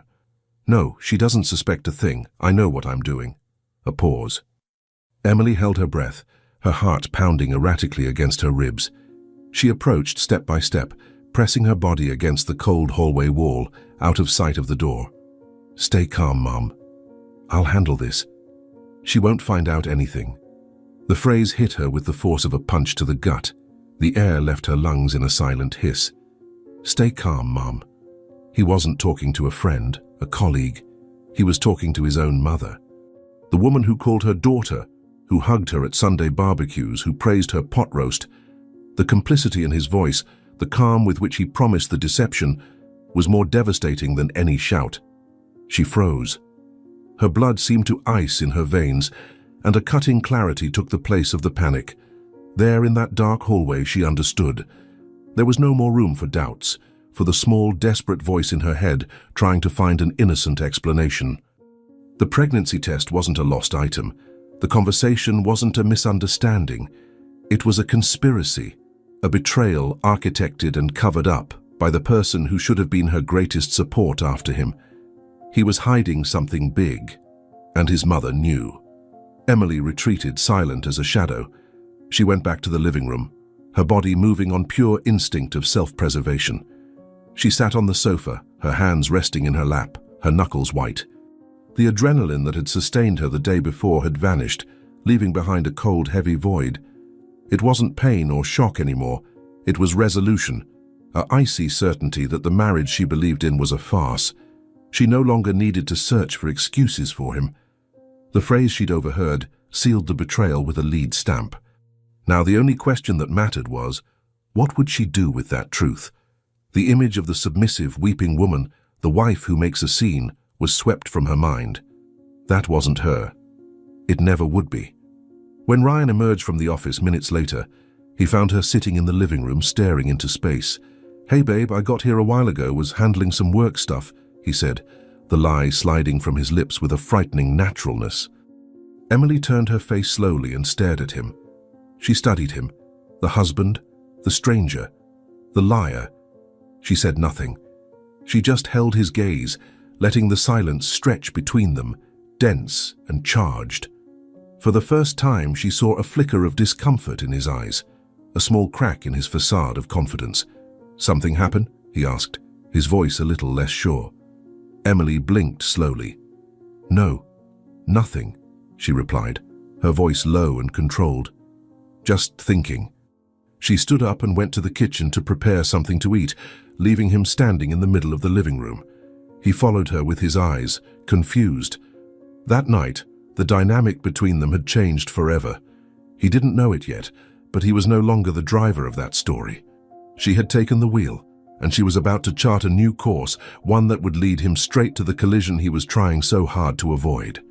Emily's war wouldn't be fought with shouts and tears, but in the silence of sleepless nights and the bluish glow of computer screens. The phrase she'd overheard in the hallway, "She won't find out anything," wasn't just confirmation of the betrayal, it was an insult to her intelligence. They underestimated her. Ryan, his mother, the unknown woman, all operating under the presumption that Emily was a passive piece on the board of their lives, a decorative figure that could be easily deceived. That miscalculation would be their ruin. The investigation began that same night. After Ryan fell asleep, exhaling the false tranquility of someone who believes they have control, Emily got out of bed. The movement was fluid, silent. She was no longer the wife who shared that space with him. She was an intruder in her own home, a hunter. In the office, the same place where the betrayal had been sealed in a complicit whisper on the phone, she turned on his laptop. The password was their wedding anniversary date. The irony was so thick she tasted bitterness in her mouth. She didn't search for messages or emails. It would be too obvious. Ryan was meticulous, a salesman trained to cover his tracks. Instead, Emily opened the door to the world he really inhabited. The world of numbers, expenses, transactions. She started with the corporate credit card statements, a territory she'd never explored, out of trust and disinterest. Now she dissected it with the precision of a surgeon. Line by line, she analyzed the charges. Dinners at restaurants they'd never visited together, always for two. Florists in cities where he was supposedly on business meetings. Small gifts, discreet jewelry, purchases at department stores that didn't fit his profile. They were breadcrumbs, but together they began to form a path. A path that always led to a name repeating in flight and hotel receipts: Jessica Hayes. The name appeared as a companion on a hotel reservation in Chicago, dated 3 months ago. The trip, he'd said, was for a sales conference. He'd called every night, his voice full of a longing that now sounded obscene. Jessica Hayes. The name was common, but in the context of those expenses, it sounded like a verdict. With the name in hand, the second phase of the investigation began. Social media. Emily typed the name into the search bar, her heart hammering against her ribcage. Dozens of profiles appeared. She was patient. She cross-referenced information, cities, mutual connections, and then she found her. The profile picture was of a smiling woman, with brown hair and lively eyes, about 30 years old. Next to her, a broad-shouldered man with a restrained smile. On the woman's ring finger, a wedding band gleamed. Emily felt a wave of cold sweep through her body. The woman was married. The mouse click was the only sound in the silent office. She opened the profile, which was public, a window into a life carefully curated for the world to see.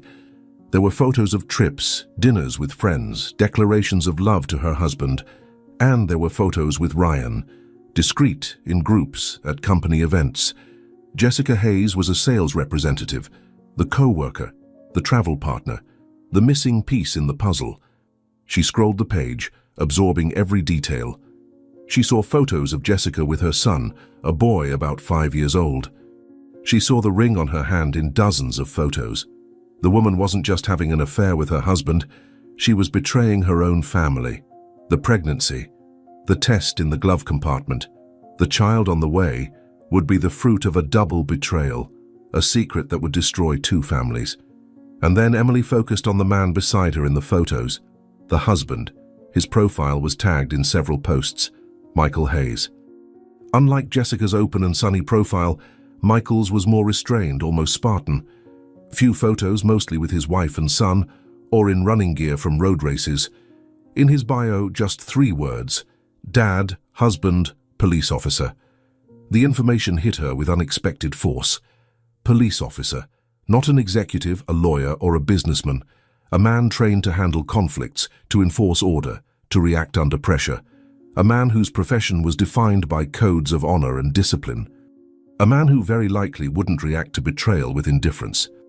Emily leaned back in the chair, her brain processing the new variable. The husband of the mistress existed. He had a face, a name, a profession, a normal life about to be imploded. She looked at Michael Hayes' photo, at his serious face, at the way he held his son on his shoulders. There was a solidity to him, a presence that contrasted with Ryan's polished, slippery image. In that moment, the plan began to form in her mind. It wasn't a thoughtless plan of revenge born of rage. It was something colder, more strategic. Confronting Ryan would be useless. He'd deny, manipulate, turn her into the villain. Crying and despairing would give him the power. But the truth was a weapon. And a weapon is only effective when used at the right moment, against the right target. She didn't want to destroy Ryan. She wanted something deeper. She wanted him exposed by the very web of lies he'd built. She wanted his mask to fall not by her hands, but by the consequences of his own actions. And Michael Hayes, the betrayed husband, the police officer, was the key. He was the external force that could detonate that house of cards. Emily closed the laptop. The decision made. The tremor in her hands had stopped completely. The coldness she'd felt in the last few days now had a purpose, a direction. She was no longer the victim in this story. She was the architect of its end. The days following the discovery were a monumental exercise in self-control. Emily moved through the marriage routine like an actress in her most challenging role. She smiled at the right moments, asked the expected questions about Ryan's day, and maintained the facade of normalcy with a perfection that frightened her. Inside, however, she was a well of ice and calculation. Every smile of his, every casual touch, every lie disguised as everyday conversation was catalogued in her mind, no longer as a wound, but as fuel for the resolution solidifying within her. She said nothing to her husband. The impulse to confront him, to throw the truth in his face and watch his good guy mask shatter, was a constant temptation, a scream trapped in her throat. But she stifled it. Confronting him would be momentary relief, an explosion of pain that would allow him to defend himself, manipulate the narrative, perhaps even flip the blame. It would be his path, not hers. She asked for no explanation, knowing she'd only hear more lies, more elaborate constructions to protect him. The truth she possessed was pure, incontestable, and wouldn't be tainted by the poison of his denial. Emily's plan matured in the silence of her sleepless nights, while Ryan slept soundly beside her. The strategy wasn't about destruction, but revelation. The truth didn't need her voice to be heard. It just needed a stage and the right audience. And the audience, she decided, wouldn't be her. The definitive move was executed with the coldness of a military operation. One afternoon, while Ryan was in one of his extended meetings, Emily went to the garage. The Ford Explorer was there, a silent monument to the betrayal. With steady hands, wearing latex gloves she'd brought from the clinic, she opened the glove compartment. The pregnancy test was still there, tossed in a corner, a small piece of plastic loaded with the weight of a double life. She took it, placed it on a neutral background on the car seat, and photographed it with her phone. The image was clear, clinical, undeniable. The two blue lines stood out like a confession. Back in the apartment, she sat at her own laptop, a safe haven amid enemy territory.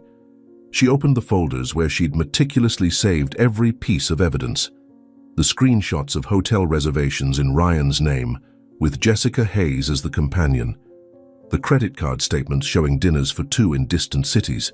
The chronology of the betrayal was there, mapped in dates, locations, and amounts.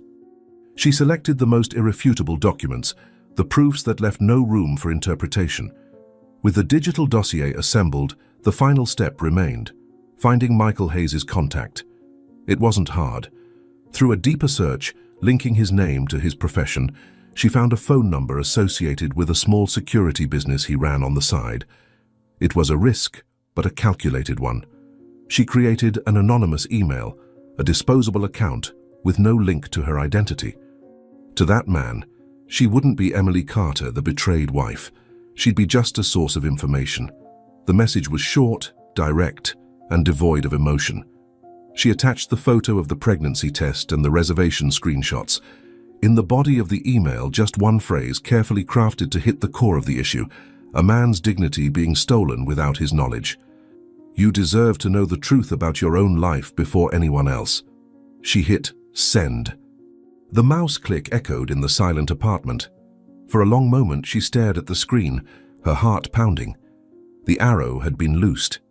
Now all that remained was to wait for the impact. The response didn't take long.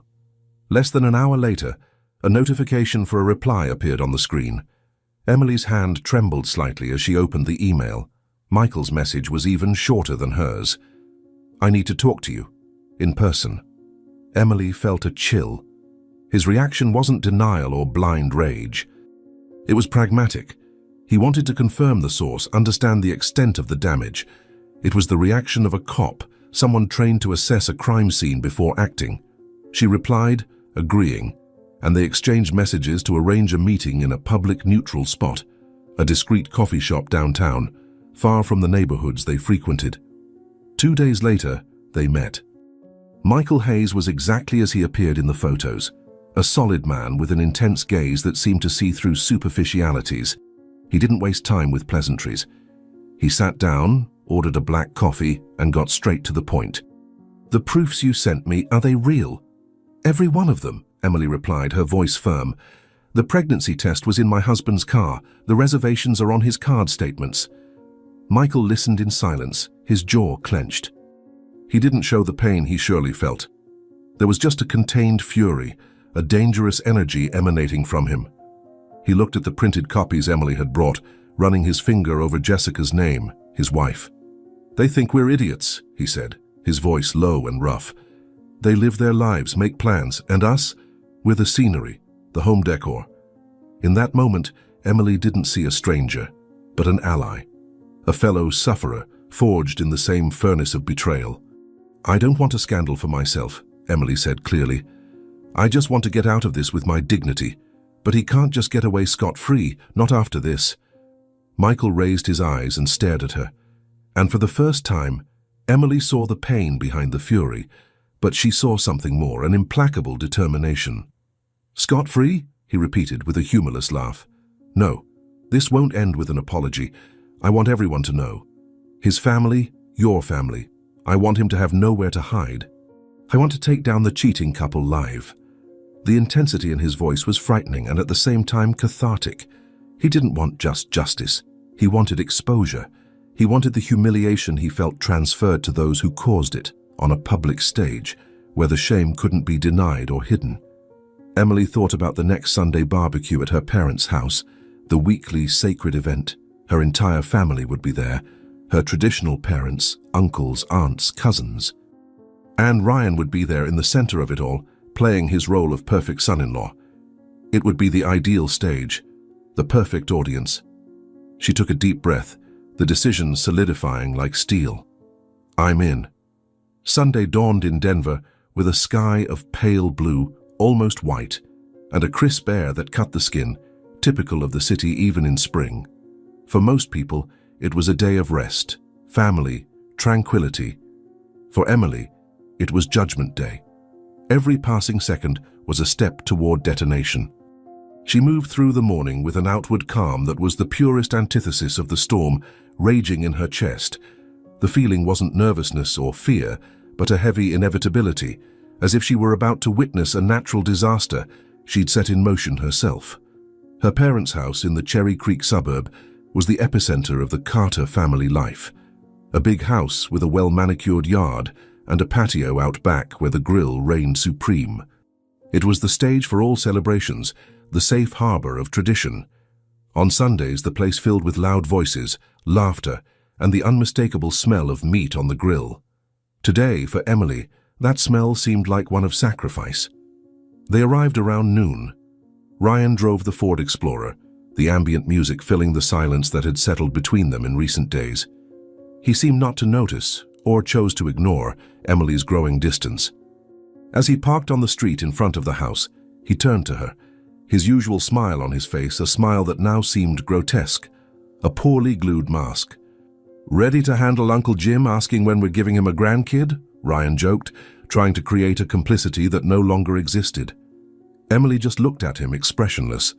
"Let's go in," was all she said. As they passed through the gate, they were immediately swallowed by the warm, noisy embrace of the family. Emily's mother, Karen, kissed her on the cheek, her eyes scanning her with the perpetual worry of all mothers. Her father, Robert, a man of few words and big gestures, gave Ryan a strong slap on the back, laughing at some joke he'd told. Uncles, aunts, cousins. Everyone was there, and all of them, without exception, adored Ryan. He was the dream son-in-law, the successful, charming man who'd won over the eldest and most reserved daughter of the family. Ryan flourished in that environment. He circulated around the grill area with the ease of a politician on the campaign trail, a beer in hand, the smile easy, the joke on the tip of his tongue. He was the center of attention, the unofficial master of ceremonies of that Sunday ritual. Emily watched him from afar, seated in a chair in the corner of the yard. She saw how he charmed her mother, how he listened with false attention to her father's fishing stories, how he played with the younger cousins. He was performing the role of good husband with a nauseating perfection.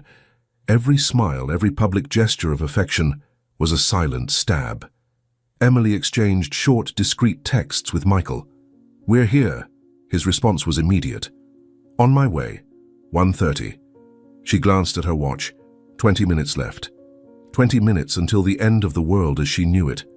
A small, terrified part of her wanted to yell for him not to come, to abort the mission. But the larger part, the one forged in the ice of betrayal and lies, remained firm. There was no turning back. Lunch was served. The long wooden table was covered with bowls of potato salad, coleslaw, cornbread, and of course the meats her father sliced with pride. Everyone sat down, the conversation flowing animatedly. Ryan sat next to Emily, placing his hand on her thigh under the table, a possessive gesture that made her stiffen. He leaned in and whispered in her ear, "You look so beautiful today and so quiet." She didn't respond. She just picked up her fork and knife, the food on her plate seeming like ashes. She felt her family's gazes on her, the aunt who asked if everything was okay, the cousin who commented that she looked pale. She replied with monosyllables, forcing a smile that didn't reach her eyes. Time dragged. Each chew, each sip of soda seemed to last an eternity.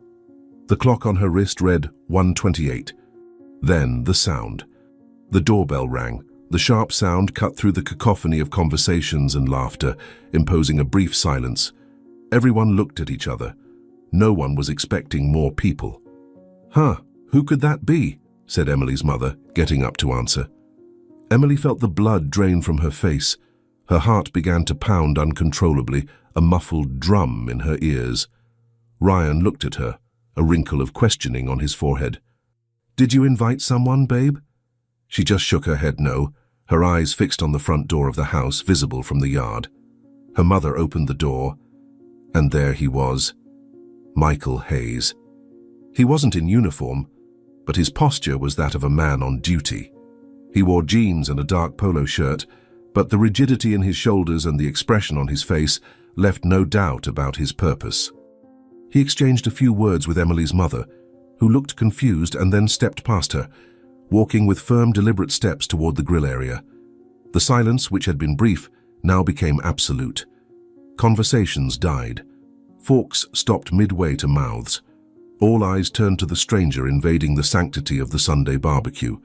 Michael didn't look at anyone. His eyes were locked on a single point. Ryan. Ryan, who had a piece of steak on his fork, froze. The color drained from his face. He recognized Michael. The good guy smile faded, replaced by a mask of panic and disbelief. He looked from Michael to Emily, comprehension dawning in his eyes like a slow-motion lightning bolt. Michael stopped beside the table, a few feet from Ryan. His presence was an anomaly, a dark, disruptive force in that scene of family joy. With a slow, calculated movement, he pulled some folded papers and a small plastic object from his back pocket. He placed them on the table, next to the bowl of potato salad, with a dull thud that echoed in the deadly silence. The pregnancy test, the hotel reservation printouts. Everyone's eyes at the table widened, fixed on the objects. Emily's father stood up, his face set in a confused and angry scowl. "What the hell is this? Who are you?" Michael ignored the question. He didn't take his eyes off Ryan, who was now white as a ghost, his mouth agape, voiceless. And then Michael spoke. His voice wasn't a shout, but it was loud, clear, and loaded with the weight of a verdict. Each word was a hammer shattering the glass of that family farce. "Your husband got my wife pregnant."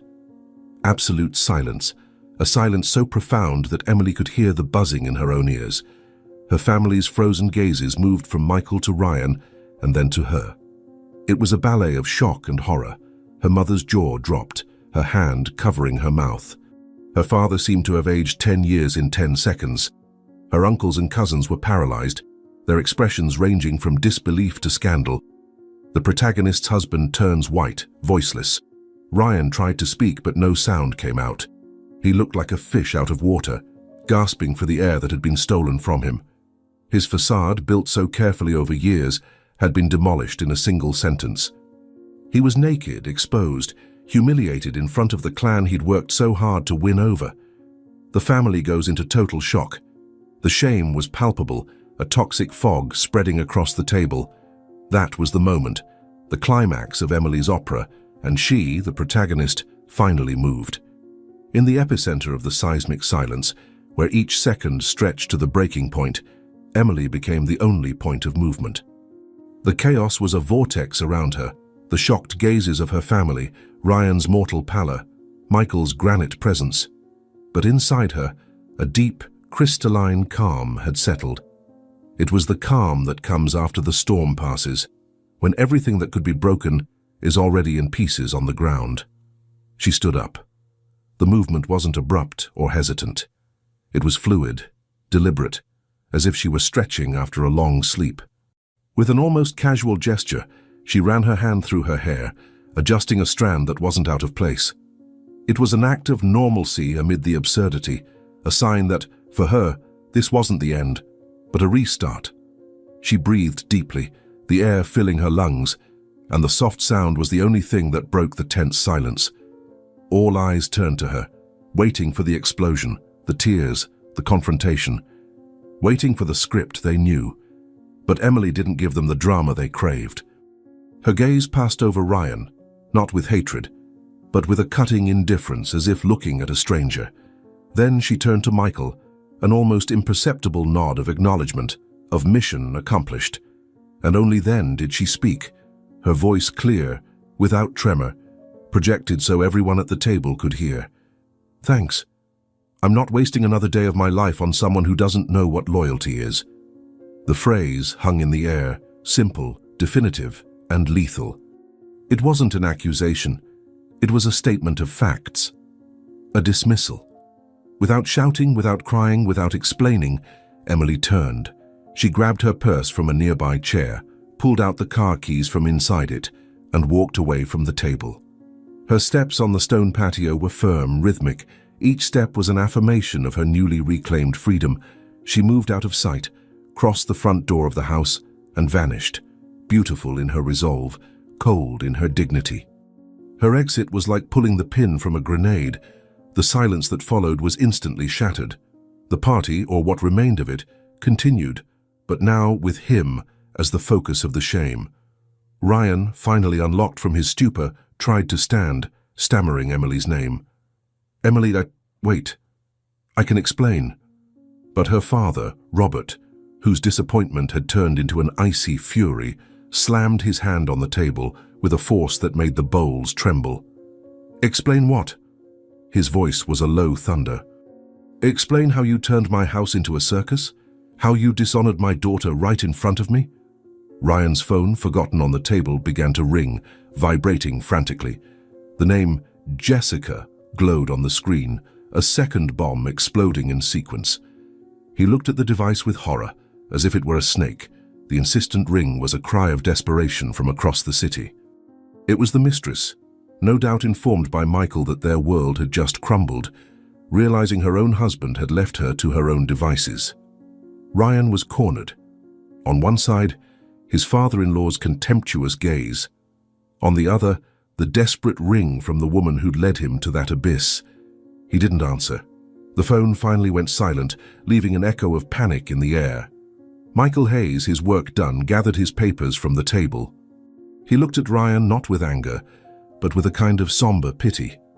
"Now stay with her," Michael said, his voice cutting, "and get ready for her to do to you exactly what she did to me." With that, he turned and left too, leaving behind the trail of his calculated destruction. Ryan collapsed into the chair, placing his hands on his head, fingers interlaced tightly, as if trying to prevent his skull from splitting. He was alone, a castaway on an island of accusing stares. His mother-in-law, Karen, who had adored him before, now looked at him with a mix of shame and anger. "You ruined everything, Ryan," she hissed, her voice low so the others wouldn't hear, but loaded with venom. "You had it all. A wonderful woman, a family that loved you. Why, for an affair, you threw your life in the trash." Her words hit him. He looked at the empty spot where Emily had been sitting. In that instant, the penny dropped with the weight of an anvil. He realized the monumental stupidity of his actions. He didn't love Jessica. She was an escape, a cheap thrill, a selfish impulse he never thought would have real consequences. He loved the life he had with Emily, the comfort, the status, the admiration. And now in his quest for something more, he'd lost everything. He was completely lost, a deposed king in a kingdom of barbecue and shame. Meanwhile, miles away, Emily drove aimlessly through the streets of Denver. The car windows were open, and the cool wind whipped her face, but she didn't feel it. There were no tears. There was just an immense void, a hollow space where a marriage had once been. But it wasn't a void of loss. It was a void of possibility. It was cleared ground, ready for new construction. She didn't know where she was going, but for the first time in a long time, she knew she was in control of her own destiny. The road ahead was open, and she was free. So what did you think? On a scale of 0 to 10, what score would you give it? Leave your comments saying which city you're watching from, and subscribe to follow our next stories. Thanks so much for the company, and see you next time. Daisy Reed once believed that her love with Damian Lancaster was unbreakable. They met in their final year of university. She was an ambitious young woman with dreams of becoming a renowned fashion designer, while he was the poised and charismatic heir to the Lancaster financial empire. From late-night study sessions in the library to moonlit walks along the coast, there was always something deeper between them, something unspoken yet undeniable. Damian wasn't just her lover, he was her confidant, the one who believed in her even when she doubted herself. But everything fell apart just before graduation. One May morning, Daisy woke up to find that Damian was gone. Without a goodbye, without a single message. He vanished from her life as if he had never been there, leaving behind an emptiness she could never quite fill. She tried to move on, but nothing could erase the memories of him. There were nights when she wondered if what they had was nothing more than a beautiful illusion, and as time passed, she forced herself to accept that Damian Lancaster was nothing more than a part of her past. But the past has a way of returning, and she was completely unprepared for what was coming next. 5 years later, Daisy Reed had built a name for herself in the fashion world.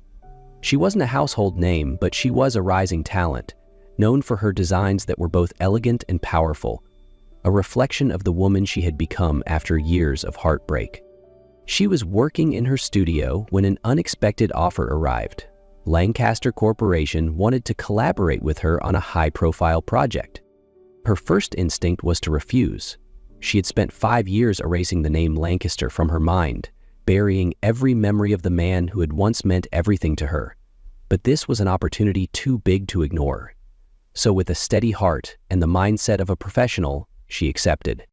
On her first day at Lancaster Corporation, Daisy walked into the boardroom with unshakable confidence. But the moment the door opened, she froze. Damian Lancaster was standing there. He was no longer the man she had once known. Once a charming and warm university student, he now carried the aura of a powerful businessman. His tailored dark suit emphasized his broad shoulders, and his sharp gaze suggested he was accustomed to commanding the world.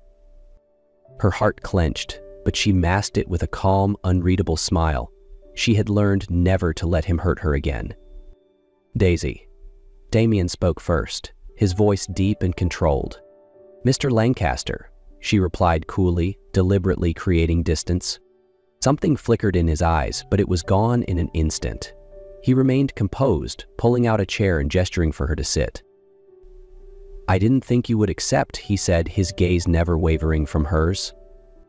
"Business is business," Daisy said lightly.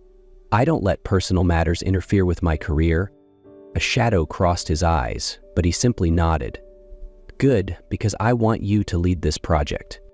Daisy hesitated. "Why me?" He leaned forward slightly, his voice smooth yet carrying something deeper. "Because you're the best." It should have been a compliment, but Daisy sensed something more. This wasn't just about business. Damien wanted her back in his life. She met his gaze steadily, refusing to waver. "I'll do the job, but that's it. Don't expect anything more, Damien." He smirked, an enigmatic smile that sent a shiver down her spine. "We'll see." Daisy kept her promise. She focused solely on her work, maintaining a strictly professional relationship with Damien. But Damien did not. He was present at every meeting, scrutinized every detail of her designs, and found excuses to extend their discussions long past working hours. At first, Daisy ignored him, but she couldn't ignore the way his gaze lingered on her, as if searching for something he had lost. Then, everything took a devastating turn. Daisy felt her blood freeze as whispers filled the gala hall. "Damien Lancaster. Engaged." The words echoed in her mind, drowning out the chatter around her. And then, she saw her. Anna Beaumont. Beautiful, graceful, everything society expected as the perfect match for a Lancaster heir. And in front of hundreds of guests, Anna smiled sweetly, her voice cutting through the air like a knife. "I'm looking forward to becoming Damien's wife. We've already discussed having children soon. It will be a wonderful step forward for both our family and the company." The world tilted. The air felt suffocating. For a split second, Daisy was 21 again, waking up to an empty bed, to the realization that the man she loved had disappeared without a trace. But this time he was standing right there. Damien remained silent, his expression unreadable. He didn't deny it. He didn't look for her. The weight in Daisy's chest became unbearable. She refused to let him see her break. Lifting her chin, she turned sharply and walked away, her heels clicking against the marble floor, each step carrying the pieces of her shattered heart. Damien stood beside Anna, his expression unreadable. He neither confirmed nor denied her words. Daisy couldn't take it anymore. She turned and walked out of the gala, her heart racing with emotions she couldn't even name. Anger, disappointment, heartbreak.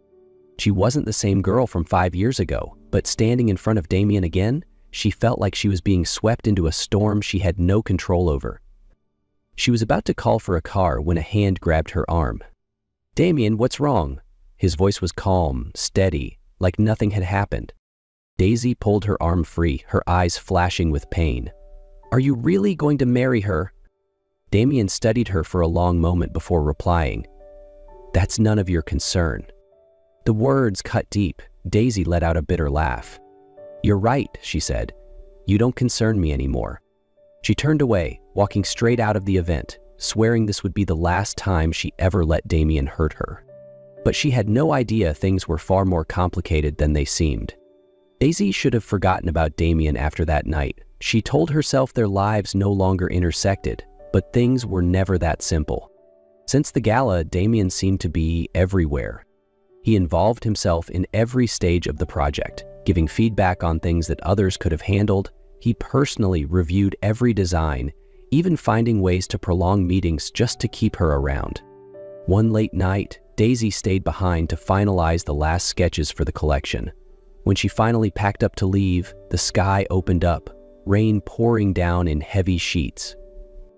She sighed, pulling out her phone to call for a taxi, but before she could press the button, a familiar black car pulled up in front of her. "Damien," he rolled down the window, his voice steady but leaving no room for argument. "Get in." Daisy hesitated. "I can get home on my own."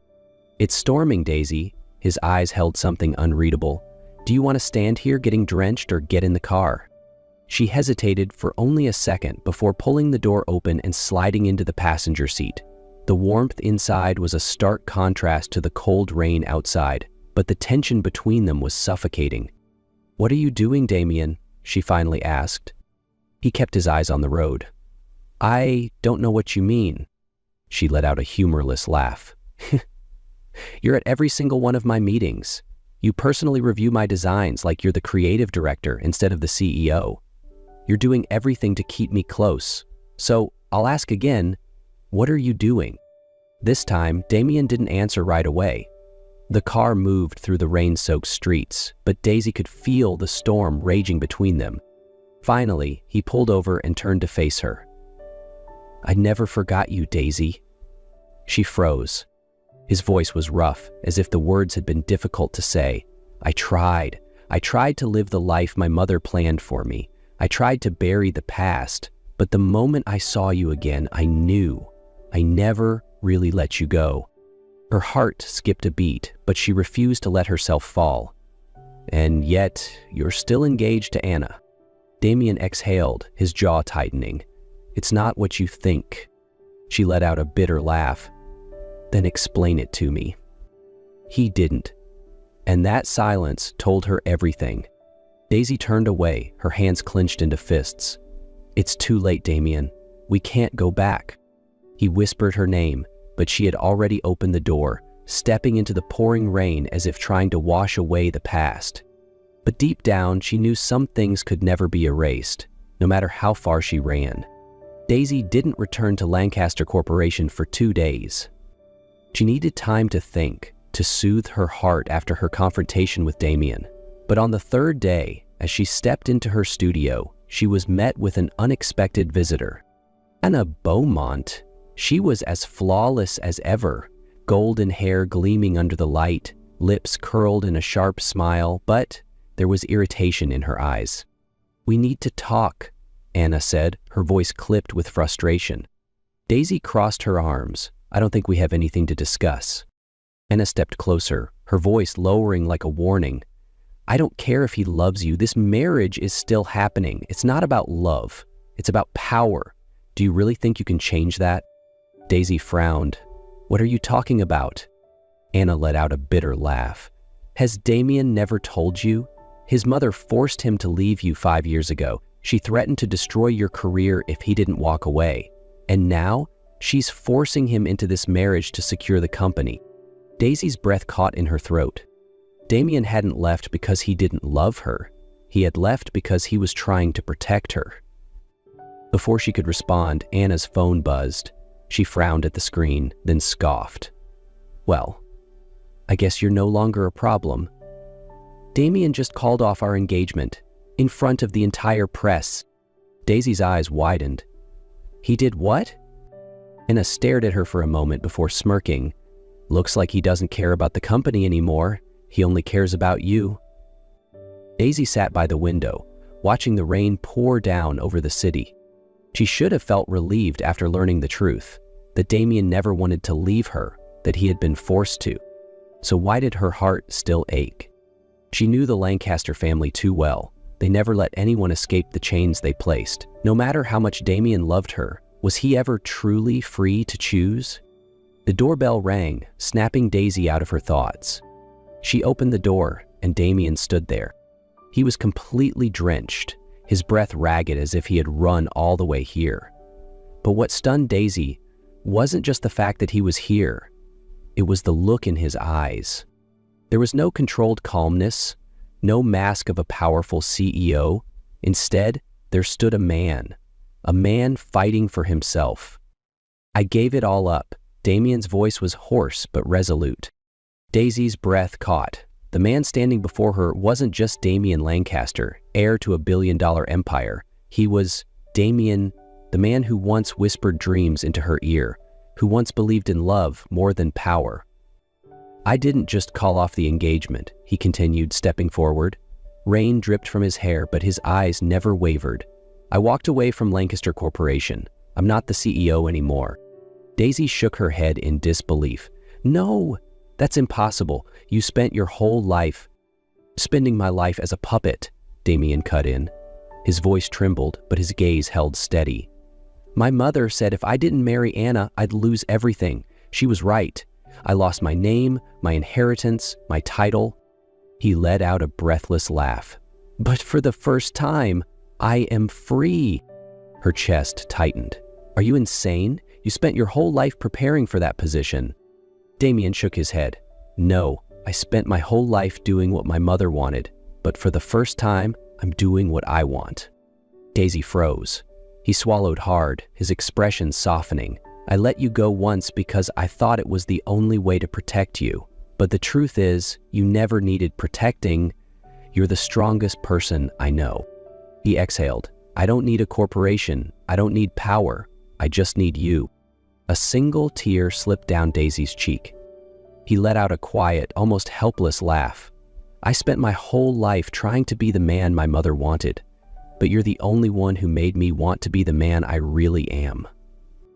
Daisy took a step forward, her heart pounding. She reached up, touching his face.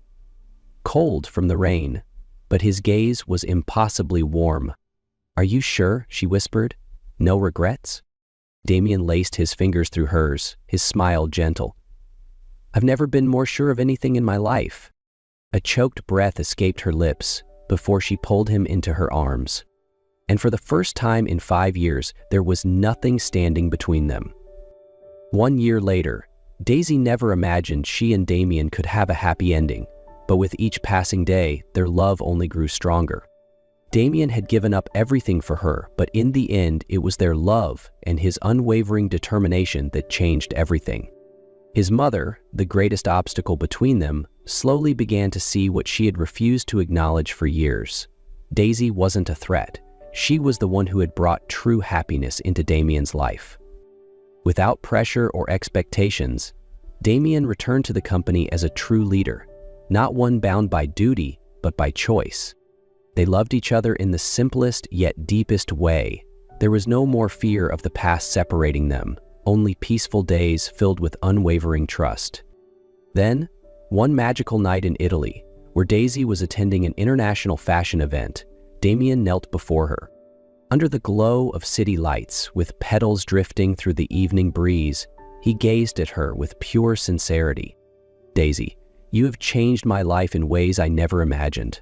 I lost you once, and I won't let that happen again. Will you be my wife?" Tears of joy filled her eyes. She didn't need to think.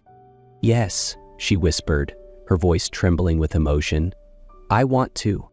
1 year later, they were married in a sunlit garden, surrounded by everyone who loved them. Damien stood at the altar in a sharp black suit, watching as Daisy walked toward him in the breathtaking wedding dress she had designed herself. But the moment that warmed Daisy's heart the most was seeing his mother standing in the front row. As they exchanged vows, the older woman took Daisy's hands and whispered, "Take care of my son, Daisy, and thank you for loving him." Daisy squeezed her hand gently, smiling brightly. As they kissed, surrounded by cheers and petals floating in the air, Daisy knew one thing for certain. From a love they once thought was lost, from the pain of the past, they had found their way back to each other. And this time, they would never let go again. A year after their wedding, Daisy and Damien's life was filled with love, laughter, and quiet moments of happiness. Their careers flourished. Daisy's fashion brand was gaining international acclaim, and Damien led Lancaster Corporation with a renewed sense of purpose. But nothing compared to the joy of expecting their first child. From late-night nursery preparations to Damien reading parenting books with intense focus, every moment was filled with excitement. He would rest his hand on Daisy's belly, feeling their son's tiny kicks, whispering promises of love and protection. Then, on a warm summer night, their baby boy arrived. Theodore Reed Lancaster.